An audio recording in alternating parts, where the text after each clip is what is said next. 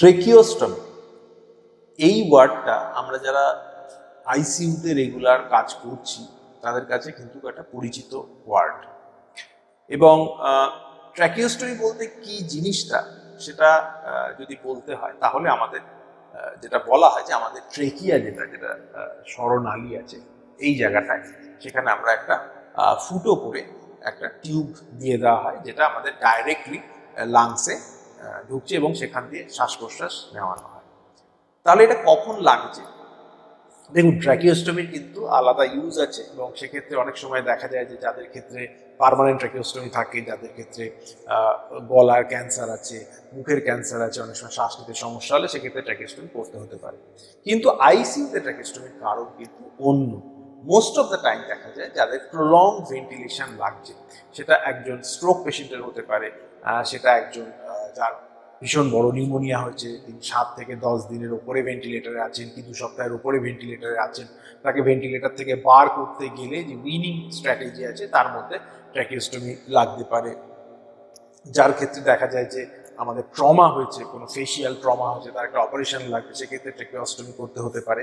So এই ধরনের ইন্ডিকেশনসগুলো কিন্তু আইসিইউতে ট্র্যাকিওস্টমির জন্য ইউজ করা হয়।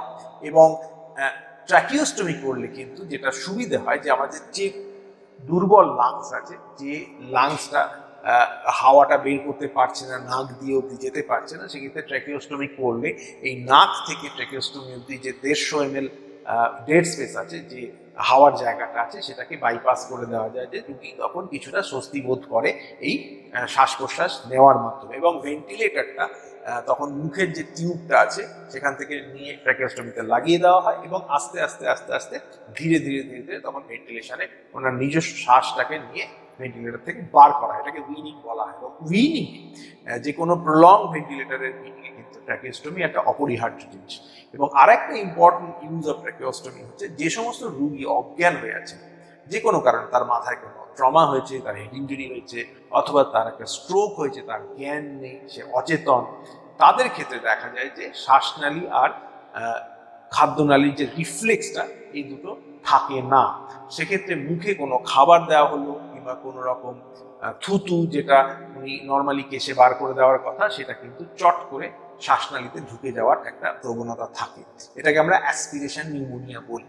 এবং এক্ষেত্রে যেটা জরুরি দরকার পড়ে, এই শ্বাসনালী আর খাদ্যনালীকে একটু আলাদা করে দিতে হবে, যাতে এই ধরনের খাবারগুলো, থুতুগুলো, কফগুলো যাতে আবার গিয়ে লাংসে ঢুকে না যায় এবং নিউমোনিয়া না করে। এটাকে আমরা প্রিভেনশন অফ অ্যাসপিরেশন নিউমোনিয়া বলি। এবং সেক্ষেত্রে অজ্ঞান অচেতন মানুষের ট্র্যাকিওস্টমি করে দেওয়া হয়, যাতে তার প্যাসেজটা, খাদ্যনালী আর এই প্যাসেজটা দুটো আলাদা হয়ে যায় এবং লাংসটাকে আমরা রক্ষা করতে পারি। তো ট্র্যাকিওস্টমি নিয়ে ভয় পাবেন না। অনেক সময়তেই কিন্তু ট্র্যাকিওস্টমি আমাদের খুব হেল্প করে এবং বহু স্টাডিতে কিন্তু আর্লি ট্র্যাকিওস্টমি 7 দিন ভেন্টিলেশনের পরে এবং তার আগেও হয়তো কখনো কখনো সময় দরকার বুঝলে আমাদের ট্র্যাকিওস্টমি করতে হতে পারে। এবং দুটো মাধ্যমে, দুটো পদ্ধতিতে করা হয়। একটা সার্জিক্যালি করা হয়, সার্জিক্যাল ট্র্যাকিওস্টমি, সেটা এখানে ছোট্ট কেটে বেড সাইডেই ম্যাক্সিমাম সময় করা হয়, অথবা কখনো কখনো অপারেশন থিয়েটারে নিয়ে যাওয়া হয়। এখন পারকিউটিনিয়াস ট্র্যাকিওস্টমি বলে একটা জিনিস বেরিয়েছে, সেটা আমরা একটা নর্মাল যেমন সেন্ট্রাল লাইন করা হয়, একটা গাইড ওয়্যারের মাধ্যমে ট্র্যাকিওস্টমিটা করে দেওয়া হয়, খুব মিনিমাল একটা ছোট্ট অপারেশন বেড সাইডে করার মাধ্যমে। তো এটা খেয়াল রাখবেন। এবং ট্র্যাকিওস্টমি কিন্তু আমাদের ডে টু ডে আইসিইউ প্র্যাকটিসে খুব একটা হেল্পফুল পদ্ধতি।